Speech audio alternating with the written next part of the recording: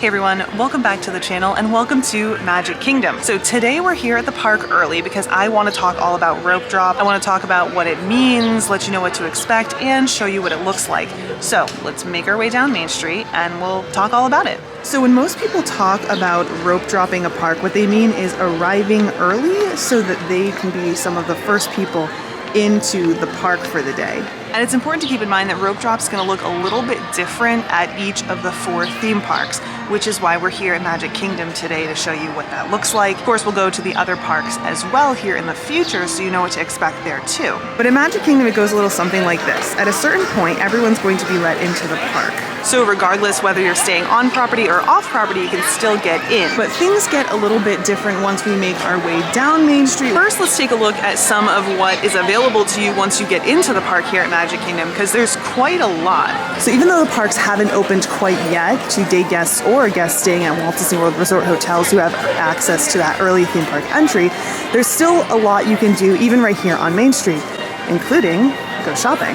In fact, this tends to be a really great time to go shopping at the parks because the stores are often empty. I mean, just look at the crowds we're dealing with in here today.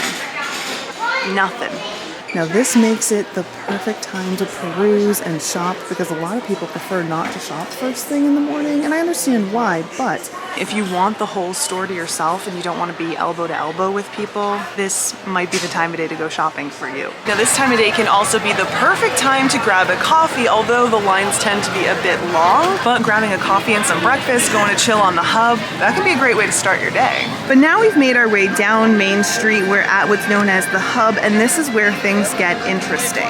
Now it's here in the hub where guests are going to be divided up. Guests staying at Walt Disney World Resort hotels and other hotels that have access to early theme park entry are going to go one direction, and all other guests are going to go the other. So first let's check out where resort guests go. So as we're making our way toward the castle, you'll see that currently there's a huge line over here, and that's because this is where early entry guests will get in. Now you'll notice we have a cast member over here holding a sign directing guests, and then of course we have the guests, and there is quite the line right now. And that's because early entry hasn't even started yet. Yes, we're here that early today. Now today the park opens at 9 a.m., which means that guests staying at Walt Disney World Resort hotels who have early theme park entry will be able to get in at 8:30. Until that time, they will stand in line here over by Tomorrowland, which is where early entry will give you access to, and they'll wait for the rope to drop. Once it does, cast members will tap their magic bands, confirm that they are eligible for early theme park entry, and then they'll be let in.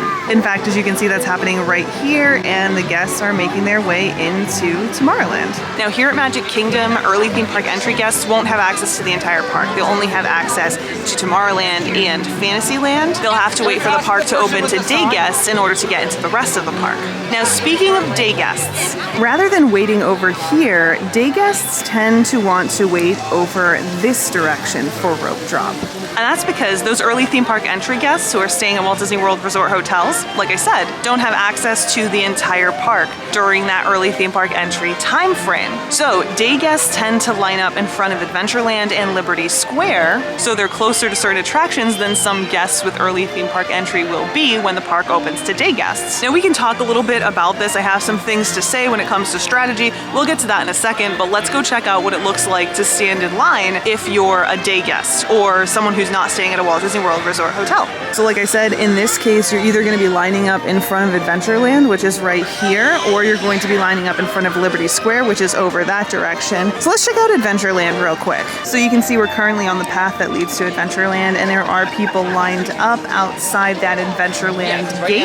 Now it's currently 8:36, which gives you an idea of what to expect from that line. It does get pretty backed up. There are a lot of people who wait in that line, but let's take a second and look at the line outside of Liberty Square. Now over this direction, it's going to be pretty much the same thing. We do have people waiting in line so that they can get into this side of the park. This will be the place to wait, especially if you want a rope drop haunted mansion. Now again, we still have just over 20 minutes before the park opens to day guests, and all of those guests waiting in line can get in. So the question is, Should you stand in that line, or should you do something else with your time? Which is where I was going. It's a good question. Now, I personally think that there are better ways to use your time this early in the morning than standing in that line. Like I said, you can go shopping, you can grab a coffee, you can also bring your own breakfast from home and enjoy it on the hub, which is what I'm gonna do today. Of course, I say the hub, but this whole area is the hub.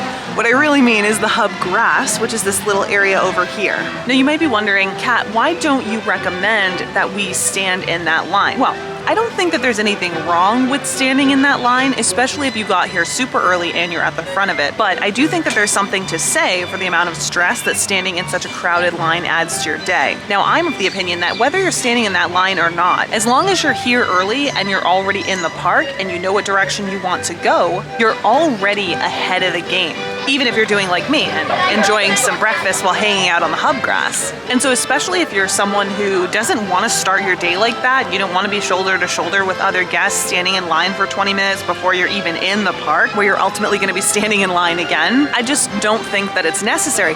But there's another little tidbit that people don't often take into consideration, and that's that you're not limited to entering at Adventureland and Liberty Square if you're a day guest. You can enter anywhere as soon as the park opens. So rather than limiting yourself to entering over here, you can actually enter at Tomorrowland and start your day there, or at Fantasyland and start over there as well. And as a little bit of a tip when it comes to this, it's not uncommon for the line to get over into Tomorrowland or Fantasyland to be shorter than the line to get into Adventureland or Liberty Square, because so many guests think that they have to go that direction if they're not staying at a resort. But once the park opens to day guests, like I said, you can go anywhere. And even though there might be some lines for attractions over in Tomorrowland because guests have already been there, a lot of guests have also moved on from there. So the lines really aren't that bad. Something to think about. But one of the things that you can take advantage of if you choose not to stand in line is a show that happens here at the castle. And we're gonna check it out this morning. To all who come to this happy place, welcome and good morning, everyone. Let's hear it for Mickey Mouse and Minnie Mouse. Well, hi everybody. Good morning! Gosh, it sure is great to see so many amazing friends. And now that we're all together, we've got a surprise for you. When everybody heard that you were gonna be here, they just had to come and give you a great big Magic Kingdom welcome. Now that everybody's here, I think it's time to start the day. We're going to need just a little bit of magic! On the count of 3, everybody shout, let the magic begin. 1, 2, 3! Let the magic begin! And that's it. Now that the show is over, the park is officially open to day guests and you can enter through any of the lands. Now, like I said, Rope Drop's gonna be a little bit different for all 4 of the theme parks, not only in the way that it functions, but in some of the tips that we have for you. So make sure that you subscribe so that you don't miss out on that and you have all the information that you need to make the most of your next Disney vacation. Also, hit the thumbs up if you enjoyed this video. I know it was just a quick one, but we still had fun, right? Also, if you have any tips and tricks for Rope Drop here at Magic Kingdom, maybe you wanna tell us what you like to do to kill time, what your go-to attraction is, or your favorite photo spot, put it in a comment down below. I'm really looking forward to seeing what you have to say. Until then, have a fantastic day, and I'll see you next time. Bye.